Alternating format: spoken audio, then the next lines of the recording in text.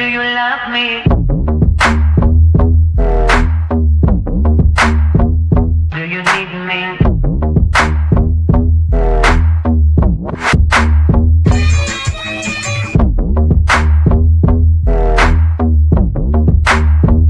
Do you want me? Do you love me?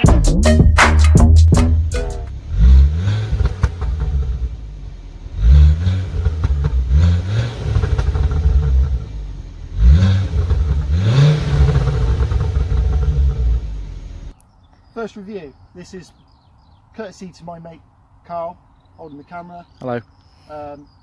This is his Focus ST Mark 2.5. 2.5. He's had it for about a month. Just over A month. And my first car review, I guess, of this Mark 2.5 ST. It's a 2.5 litre, 225 from factory. 225 horsepower. This one's completely standard as far as we're aware. It's not been mapped or anything like that. So this is just first review and first thoughts of Mark 2.5 ST. First of all, the black. Fucking loving the black. And you've got plans to do different coloured wheels at some point? Yeah, so going for an anthracite colour, I think. Not really a fan of the silver, Wheels, I think that'll but do it quite well. This one's got the Recaro seats, heated seats. Yep. It's quite a good spec. Any plans for it? Lower it, bit more power, noise. Don't want to go too crazy. All right, let's talk about styling. So first off, being the Mark 2.5, you can see the more aggressive wavy line headlights with the projectors in being Xenon LED, Xenon headlights. They're actually really nice. I actually really enjoy the look of the headlights on this shape over the shape before. Being an ST, you've got this massive grille on the bottom and some pretty looking fog lights at the bottom as well. Now, I'm under the impression that this is an ST-3, so that's mainly down to spec. So what you'll get is the keyless entry, the little button there, and you've got the same thing on the boot lid handle for the keyless entry as well. If the key's in your pocket, walk up to the car, press the button, locks, unlocks, stuff like that. Also, the leather seats, Recaro seats, are part of being an ST3. And then also you've got the Sony sound system, which is also DAB, as Carl just said. Around the back of the car, massive diffuser for what I would consider a mass-produced car to have, with the twin pipes. I really like the way the back of this car looks. Being the Mark 2.5 as well, you've got those clear looking all down tail lights all the way up to the spoiler, which is actually rather aggressive again for a standard car. And I like the way that you've got the gap through the bottom there. There's no fake grills or anything kicking around there. That's actually looks like it's supposed to be there for a purpose as well. Also, the wheels are actually quite aggressive looking. They look like they would still be fairly easy to clean though. There's no really hard to get to nooks and crannies or anything silly like that. They just really are a nice shape, and they do cave in slightly as well from the spoke shape. I really like the way that the wheels look. I can see why you're going to get them painted as they are, because they are generally quite a nice looking wheel. Recaro seats inside. The interior of this car is actually really nice. I mean, at the end of the day, living wise, it's a Focus, so to live with, I can see it being quite good. Doors are rather long, but then it's a 3-door. I don't see why you'd want to get a hot hatch and have a 5-door anyway. Boot's nice and big, you can live with it. Got the old sub in there and some bits and bobs.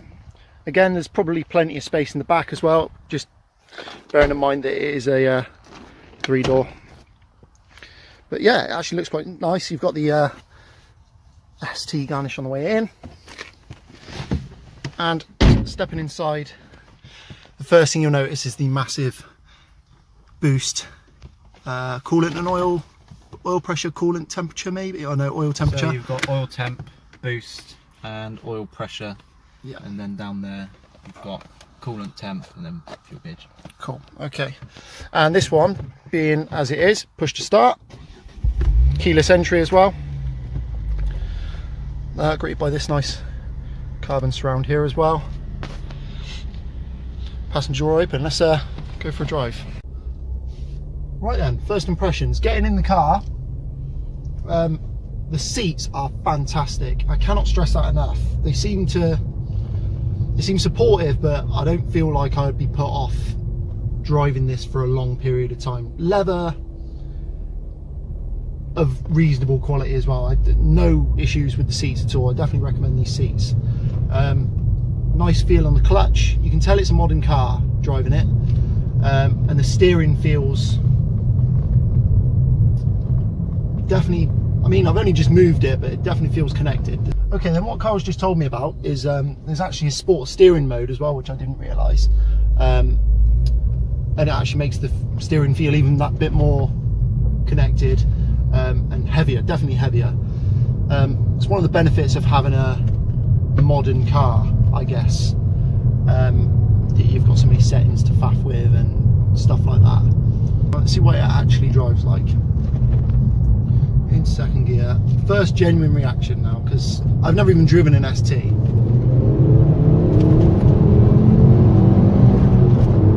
Wow, that noise. Yeah, it goes very, very, very well. Like, I cannot stress that enough. 225 horsepower. Yep. It feels like more. It's smooth. It's smooth. It's definitely a progressive power. It's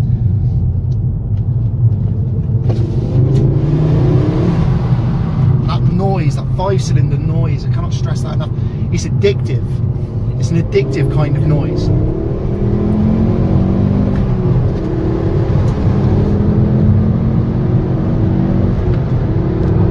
Wow, that noise is incredible.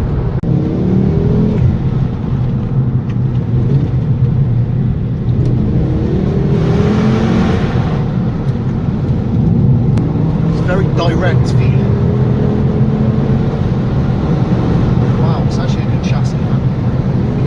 Twitchy though at the braking. There's like a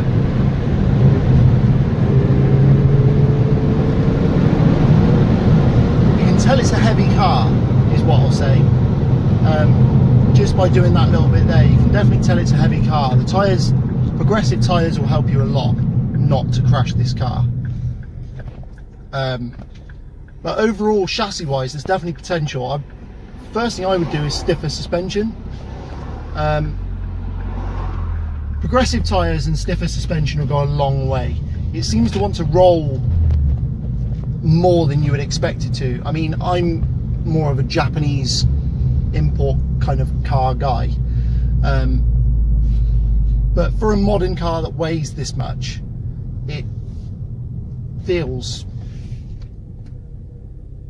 predictable is definitely the way to put it. I'd say predictable. At no point then did I feel like it was going to just snap on me and let go.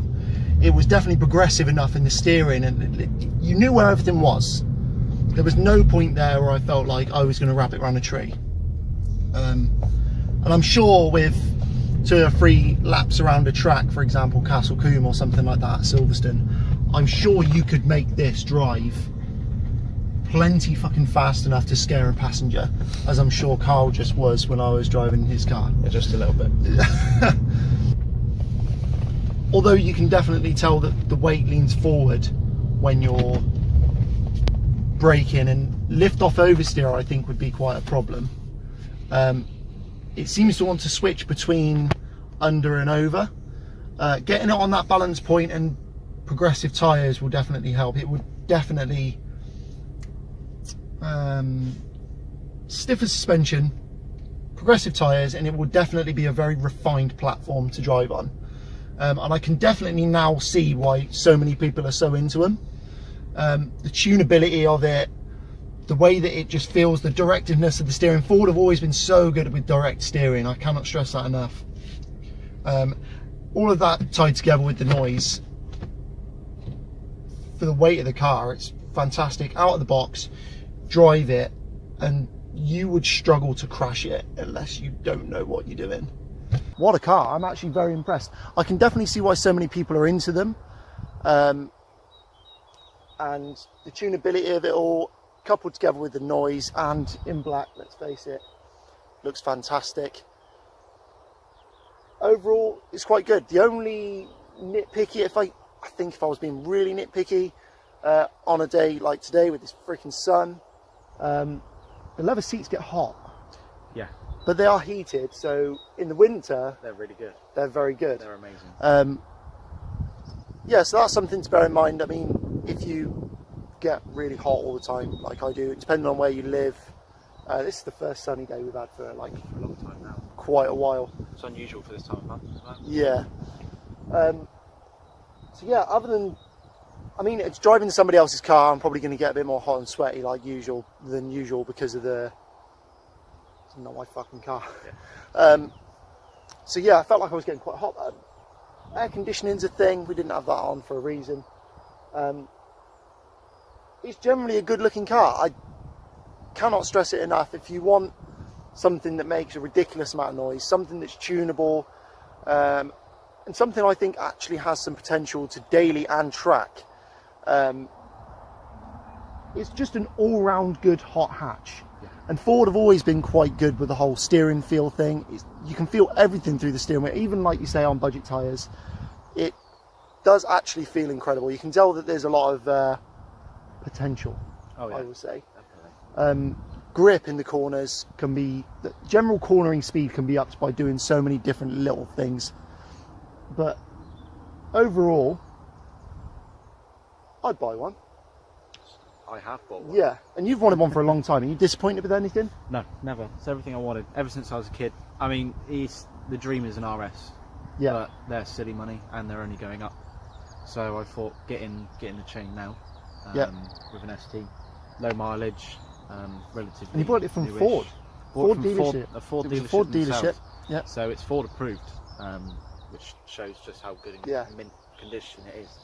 It is a clean one, I've got to say. It is a rather good one. There's Very clean. nothing wrong it with it at all. Like, I cannot stress that enough. I think nowadays you'd be hard pushed to find one as clean as yours. Yeah, so most of them, you know, they get views, they're high mileage. This one's been just well looked after. It's low mileage, barely ever driven.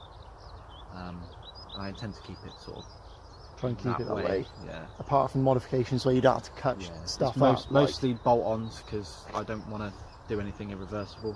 Yeah. Because when it does come to selling it, yeah, sometime in the future, then I want to be able to get all the money back, if not more. All right. Well, the question now is, would you recommend one to a friend having driven it every day? 100%. Yeah? All the time. It's Yeah. just such a good car. And for someone just getting into fast cars, it's so easy. Definitely. to drive. I'm impressed with the insurance more than Yeah. anything for your age. It varies, obviously, between Yeah. where you live, as And I'm stuff sure like many that. people know. I got lucky. It was quite cheap for me, for a 20-year-old. But yeah, they can be. They're getting cheaper. They used to be silly money, because just like old Imprezas, as you know, they're Yeah. known for being crashed. Yeah, everywhere, And- around and every corner in a bush. there was These are probably a known an yobbo car. Yeah. But the scene's started to die down on them now. They're getting a lot nicer. Yeah, slightly more exclusive now. Everybody's Yeah. wrapped all the nice And- ones around a tree. Because all manufacturers seem to go for now 3 cylinders in their new cars. Yes. It's very rare to find a 5-cylinder, so it's nice to have something. Yeah, I cannot stress enough. My favourite thing about this car, it drives great for what it is, but the noise is addictive. It just makes such an incredible noise, especially out of the box. Like, cannot stress this enough, there's no modifications, there's no tinkering with it at all. It's just out of the box. I mean, Ford sold you the car, right? A Ford dealership, reputable Ford dealership sold him the car, and it sounds fantastic. I've never heard a car, especially a hot hatchback like that, sound like that out of the box. It's ridiculous. I mean, I suppose the only thing you could talk about is an S3, Maybe an S3, maybe might sound S4, pretty something like good. that might sound quite good, but The RS is a 5-cylinder. the Yeah. Audis. But apart from that, yeah, there's not a lot else out there. cool. Right, well, I would definitely recommend one. I'm not even a Ford guy. You all know I'm a Japanese car guy, and it's difficult for me to talk about a car that's not Japanese. Yeah. But I'd definitely have one.